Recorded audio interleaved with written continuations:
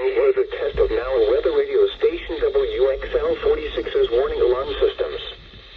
During potentially dangerous weather situations, specially built responses are automatically activated to warn of the impending hazard. Tests are normally conducted by NOW's National Weather Service every Wednesday between 11 a.m. and 12 noon. When there is a threat of or existing severe weather in the area on Wednesday, the test is postponed until the first good weather day. Reception of this broadcast and the warning alarm vary from place to place. This variability, normally more noticeable at greater distances from the transmitter, will occur even though you are using a good quality receiver in perfect working order. The warning alarm will be activated for watches and warnings affecting the following counties: Christian,